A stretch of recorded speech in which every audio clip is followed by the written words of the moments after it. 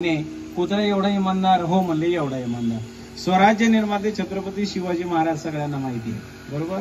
छत्रपती शिवाजी महाराजांनी ध्येय ठेवला आणि छत्रपती शिवाजी महाराजांच्या सहवासामध्ये त्यांच्या पाळण्यातला एक कुत्रा होता आणि त्याचं नाव होतं वाघ्या.